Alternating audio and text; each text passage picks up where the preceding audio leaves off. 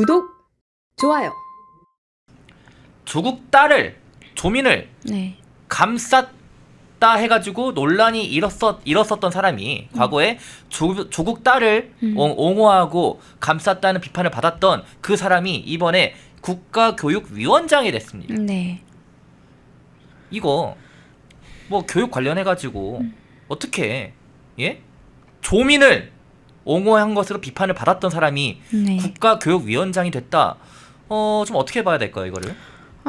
그러니까 결국에는 이유 없이 한 행동이 없었던 거고 네. 조민이 부산대 의전원에 갔던 것도 이런 뒷배가 있었고 그 뒷배라는 것이 결국에는 이 정치 기득권 좌익 카르텔들이 점유하고 있는 우리 사회의 어떠한 귀족 계급 같은 거였던 거죠. 그러니까 결국에 품앗이 하듯이 또 그에 대해서 보상을 제공하는 차원 아니겠습니까? 이게 너무나도 화가 납니다. 저는 그렇죠. 특히 우리 또래들이 속았다라고 생각이 드는 것이 공정한 기회가 있을 것이라고 우리는 속았던 거예요. 그러니까 부모님 세대 때 시험 쳐서 대학 가던 그 시절처럼 우리도 공부를 했지만 정시 문이 20% 가까이 좁아졌고 수능 성적도 안 보고 내신도 안 보고 뽑는 전형들이 명문대라는 학교들의 그렇죠. 수시 전형이 절반 이상 엄청나게 생겼습니다. 그러면서 무슨 스펙을 보겠다라고 하는데 일반적으로 고등학교 다니면서 공부하는 친구들이 어떻게 논문을 쓰고 학술지에 게재하나요? 당연히 대필입니다. 100% 대필입니다. 과거나 뭐 영재고 차원에서 학교에서 이제 교사들이 또는 교수들에 의해서 사전에 뭐 AP를 따고 나서 교수를 통해서 막 같이 뭔가를 했던 게 아닌 이상 거의 100% 대필이라고 보면 되고요. 그 돈으로 만든 스펙인 거거든요. 그리고 뭐 아빠 친구가 교수면 아름아름 그렇게 해서 어느 대학에 들어가기도 하고 뭐 전형에 TO가 있다라는 얘기를 듣고 들어가기도 하고 이런 사례들이 굉장히 많았습니다. 그때 의대 입시도 엉망이었어요. 여러분 의대도 100% 정시 아니었습니다. 네, 그렇다 보니까 이제 저도 의대에 진학을 했었던 정시로 진학을 했었던 친구들이 있는데 그 친구들이 그때 했던 얘기가 정말 이상하다. 의대라고 입학을 했는데 기본적으로 미적도 제대로 못하는 애도 있다라는 얘기를 제가 들었습니다. 그러니까 그런 식으로 우리는 굉장히 공정한 제도가 있을 거라고 생각하고 열심히 노력하고 꿈을 위해서 막 그렇게 하루하루를 보내고 뭐 수능 1년에 한 번 있는 수능에 인생이 걸린 것처럼 준비를 했지만 그렇죠. 사실 우리가 그렇게 하든 말든 기회의 사다리는 이미 걷어 차져 있는 상황이고 조민 같은 아이들을 위한 꽃가마는 따로 준비가 돼 있었던 거예요. 그러니까 우리는 우리가 노력을 하면 기회를 얻을 수 있을 줄 알았는데 이미 조선시대와 마찬가지로 이들에게만 기회가 그리고 이들에게는 이미 태어났을 때부터 정해져 있었던 계급에 따라서 부여되는 그런 세습지위가 이미 부여되어 있었던 거죠. 그러니까 저렇게 범죄를 저질러도 떳떳하게 하고 다니고 유튜브 활동 뭐 이런 거 하고 본인의 부모에게 부역하고 있는 어용 언론이나 그런 기자들이 이제 뭐 돈 받고 기사 써주시는 비양심적인 분들 많잖아요. 이제 뭐 그런 분들이 띄워주는 기사를 쓰면 셀럽이 되는 거고. 그래서 이런 상황들을 보고도 참 분노를 하고 있었을 텐데 이제 하다못해 조민의 이런 입시 부정이나 입시 비리를 두둔을 했었던 그때 이분 굉장히 논란됐었어요. 저도 정말 화가 났었거든요. 당시 부산대 총장. 예. 근데 이분이 결국에 국가교육위원장이라는 매우 중요한 중책에 임명이 됐다는 거는요. 중책이죠. 네. 앞으로는 교육의 목적이란 세습지위, 그러니까 이미 그들이 가지고 있는 이 기득권의 세습에 있다라고 우리가 이해하면 될 것 같습니다. 그래서 저는 어리고 똑똑한 친구들이 더 이상 우리나라에 있어야 할 이유를 못 느낄 것 같아요. 다 해외 가겠네요. 그냥. 네. 근데 그리고 우리가 생각을 해보면은요, 또 민주당 기득권들 보면은 반미 투사들, 미국에 다 자기들 돈 보내가지고 그것도 누구한테 받은 돈 가지고 자녀들 유학 다 시켜놓고 그리고 나서 나중에 한국 들여와서 대단한 거 한 것처럼 한 다음에 또 사회 기득권으로 편입시키고 이런 방법이 있거든요. 네. 그래서 저는 모르겠습니다. 지금 이제 10대인 중학생들에게도 저는 지금 되게 많은 이야기들이나 지지나 이런 여러 편지나 이런 것들을 지금 많이 받고 있는데 그 친구들에게 자신 있게 입시 제도가 공정할 것이다 또는 너희들이 꿈을 위해서 노력을 한다면 기회가 주어질 것이다라는 말을 지금 할 수 없는 상황입니다. 제가 정치를 하는 이유 중에 하나도 이 교육의 정상화에도 그 목적이 있는데요. 지금 이제 완전히 망가졌다라고 보시면 될 것 같습니다. 기회의 사다리라는 게 그냥 거의 없는 상황이라고 보시면 될 것 같고요. 이러면서 또 이들이 본인들의 지위를 세습하면서 눈속임으로 어떤 걸 하냐면 뭐 저소득층 자녀 이렇게 본인들이 적선하듯이 정말 극소수에게 근데 그들이 성적이 안 돼도 그냥 입학시켜주는 명문대에 그렇게 하면서 마치 이게 공정과 평등을 추구한 것처럼 홍보를 합니다. 그래서 지금 입시제도부터 해서 교육제도가 완전히 망가져 있는 상황이었는데 지금 조국 딸을 감쌌던 부산대 총장이 국가교육위원장에 지금 임명이 된다는 것은요. 그렇죠. 그냥 이제 제가 말씀드린 게 추론의 영역이 아니라 이제 확증의 영역으로 넘어가고 있는 상황이다. 사실상 이 사람이 그런 상징이다라고 이해하시면 될 것 같습니다. 또 문제가 되는 게 지금 교육부 장관 후보자도 정교조 출신이라고 했고요. 천안함 사고에 대해서도 음모론을 이야기를 했던 사람입니다. 네, 그래서 이런 사람들이 지금 이스라엘 잠수함 충돌설 이런 거 얘기하고 그런 사람들이 다 중책에 앉는다는 네, 거잖아요. 천안함 장병을 모욕했던 이 사람이 그리고 정교조 출신인 이 사람이 교육부 장관 후보자입니다. 그러니까 이 나라에서 교육을 받게 되면은요. 그리고 이들이 또 도입하고 굉장히 강조했었던 것이 문재인 정부 때 생겼던 게 중학생들 자유학기제거든요. 네. 근데 그 자유학기제 때문에 우민화가 된다라는 이야기들이 많습니다. 그리고 학생들도 공부하고 싶다라고 얘기하는 친구들이 많아요. 근데 그렇게 붕 뜨면서 그때 또 정교조 선생님들이 아이들에게 이념 주입하고 왜곡된 역사 이런 영상 같은 거 보여주고 그리고 본인들이 항상 그 사람들이 하는 얘기 있습니다. 열심히 안 해도 돼. 이효리가 뭐라 그랬죠? 아무거나 되라고 했죠? 그렇죠. 그런 사람들이 제일 부도덕하고 못 믿을 어른이다라는 것을 혹시나 청소년들이 본다면 알았으면 좋겠습니다. 그러니까 본인의 삶을 위해서 열심히 공부하고 하는 것들은 나쁜 게 아니거든요. 열심히 공부하는 것은 나중에 다 남는데 예. 다만 지금 한국이 이런 여러 가지 기득권의 세습을 위해서 기회사다리가 거의 삭제된 상황이기 때문에 과연 그런 지금 우리나라의 새싹들에게 너희들이 꿈을 이룰 수 있을 만큼의 공정한 기회가 있다. 우리나라에서 꿈을 이룰 수 있다라는 말을 할 수 있는 상황인지 모르겠습니다. 지금 국가교육위원장과 교육부 장관 후보자 모두 너무나 부패한 정치 기득권, 좌익 기득권의 상징과도 같기 때문에요. 굉장히 우려가 됩니다. 지금 조국이요. 이제 오늘 14일이죠. 네. 오늘부터 내일로 넘어가는 그냥 15일 넘어가는 네. 그 0시에 나온답니다. 네. 아니 빨리 나오고 싶나 봐요. 0시 땡 치자마자 나온대요. 광복절 전야제 한답시고 나오는 거네요. 또. 그건 모르겠고 지금 보면요. 출소와 함께 대국민 인사를 한답니다. 대국민 인사를. 대국민 인사할 게 뭐가 있습니까? 이 사람이 지금 뭐 무죄여서 나오는 거예요? 사면된 겁니다. 지금 이 사면도 비판을 굉장히 이 국민들 여론조사를 보면은 사면에 대해서 비판하는 이 수치가 굉장히 높아요. 그런데 나와서 이 사람이 대국민 인사를 한다는 거예요. 야, 이거 진짜 너무한 거 아닙니까? 근데 애초에 이 사람은 양심 있는 사람이 아니었거든요. 와. 한 번도 양심 있는 모습을 보여준 적이 없기 때문에 그리고 굉장히 본인에게 취해 있는 모습들을 많이 보여줬었습니다. 그래서 역시나 또 시작했다라는 생각이 저는 들었고 예. 근데 이게 과연 이재명 정부에게 이로울지는 모르겠습니다. 저는 이재명 대통령의 심기를 거스를 만한 소위 관종 행동 같은 것들을 앞으로 조국 전 장관이 굉장히 많이 할 것 같다. 네, 그리고 그 시작이 오늘 밤 12시가 되겠네요. 그러면. 네. 그래서 저는 오늘 밤 12시. 네, 앞으로 나와서 어떠한 망발들을 할지 그리고 본인의 가족들 뭐 정경심 씨라거나 아니면은 지금 문제가 되고 있는 딸이나 아들과도 뭐 어떠한 정말 국민들에게 정말 못 볼 꼴들을 보여줄지 참 여러 가지로 우려가 됩니다. 조만간 기자회견도 한대요. 근데 이분은 도대체 어떤 삶을 사셨길래 그렇게 본인에게 취해 있는지는 이해가 안 돼요. 왜 그렇게 본인에게 취해 있는 건지. 네, 근데 저는 그런 분들이 좀 많지 않나요? 저희가 이제 그 극좌 네. 진영을 보다 보면은 네. 뭐 방송인들부터 해가지고 예술계에 있는 사람들 등등등 하면은 찾아보면은 본인 스스로에 심취해 있는 네. 이 나르시스트들이 너무나 많아요. 네. 근데 객관적으로 봤을 때 전혀 멋도 없고 그렇거든요. 네. 근데 본인들 스스로에 심취해 있어요. 막 본인들이 말 한마디 할 때마다 굉장히 영향력이 있을 거라고 생각을 하나 봐요.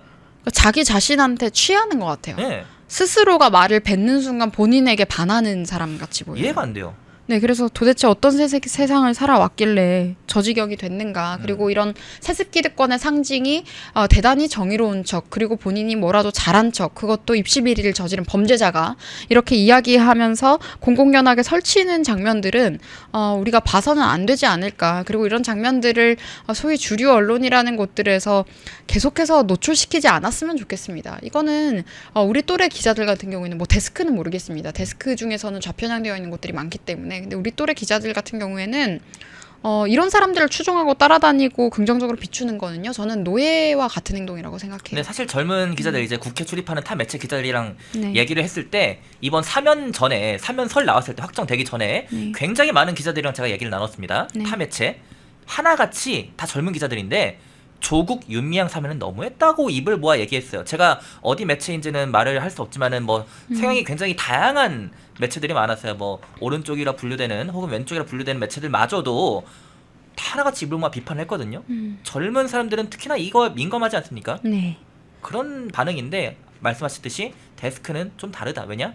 데스크는 지금 뭐 소위 말하는 40대, 50대가 다 그 언론사에서 중책을 맡고 있기 때문에 네. 그런 영향도 있을 것이다 라고 생각을 하는 거죠. 네, 그리고 너무 대단하게 무게를 실어줄 필요도 없다고 생각해요. 이 사람이 뭐가 대단합니까? 맨날 본인 머리나 쓸어 넘기고 본인 스스로에게 취해 있는 이런 정신이 조금 온전치 못해 보이는 어느 그냥 50대 남성일 뿐이잖아요. 그것도 범죄 전과자인 것이고 사면을 했든 말든 범죄를 저질렀다는 사실이 사라지는 건 아니니까요. 예. 그러니까 이런 사람을 두고 무슨 대단한 존재감이 있는 것처럼 동조한다거나 소위 우리가 뭐 추종을 하는 세력이 만약에 있다면 그때 물티슈로 차 닦아주고 그랬잖아요. 예. 그런 행동은 좀 안 했으면 좋겠습니다. 그거는 국민이 아니라 백성이 되는 짓입니다.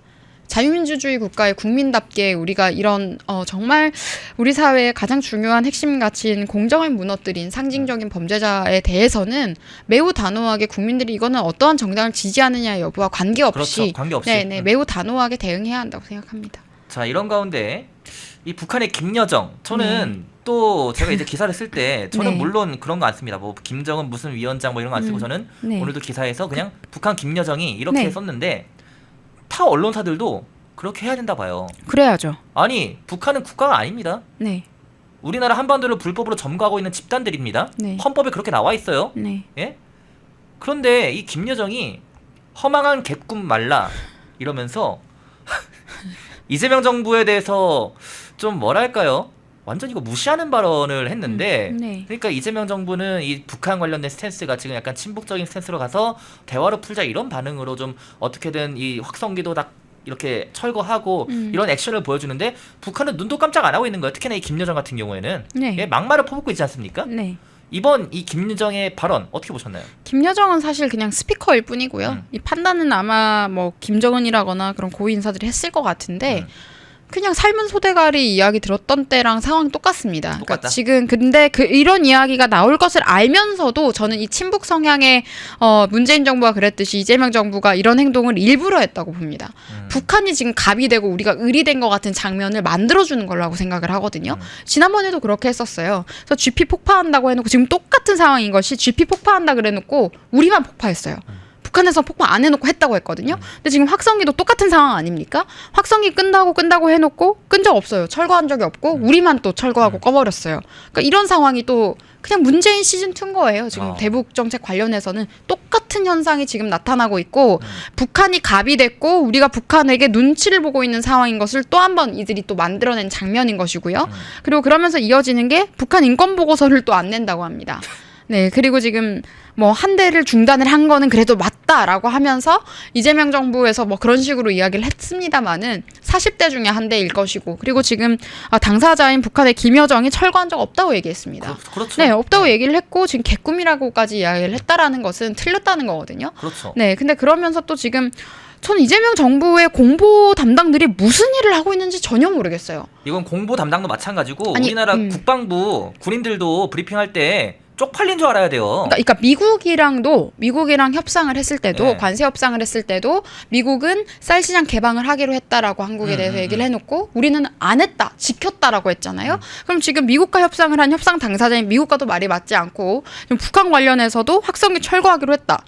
그래놓고 지금 김여정의 말과 이재명 정부의 말이 맞지가 않아요. 완전 다르죠. 그러니까 거짓말을 누가 하고 있는 것이냐라고 한다면 이재명 정부일 가능성이 지금 제일 높다. 김정일이 저런 거 거짓말해서 얻을 게 뭐가 있나요? 그러니까 외교의 방식이 거짓말이 되면 안 됩니다. 그거는 외교가 아니에요. 외교의 기반은 신뢰인 것인데 신뢰 다 깨버리고 본인들 마음대로 거짓말 유리한 대로 국민들한테는 대충 둘러대고 북한에 가서 이제 을질하고 미국에서 어줍지 않게 갑질하려다가 한미동맹만 또 훼손하고 지금 이런 결과들이 계속 나오고 있다. 그리고 북한이 문재인 정부 때도 그랬습니다마는 미국과 직접 얘기를 하고 싶어하지 한국을 끼고 하고 싶어하지 않는다는 게 가장 핵심입니다.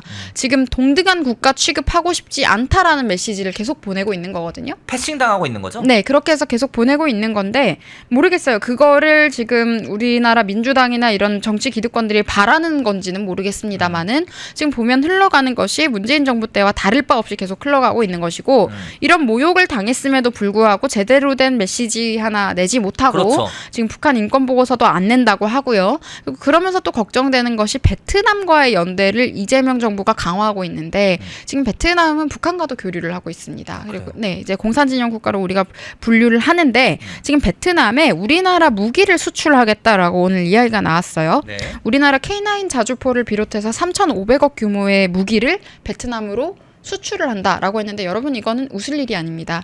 수출된 무기가 북한으로 들어갈 수도 있는 거고요. 공산권 국가 어느 나라로 유출될지는 알 수가 없기 때문에 그런데 정말 이상하고 기이하게도 이재명 정부가 유독 베트남 이야기를 했고 윤미향이 이제는 베트남에 가서 위안부 할머니들에 대해서 약탈자 짓을 했듯이 베트남 전쟁을 또 팔기 위해서 작업들을 또 하고 있습니다. 와 진짜 네.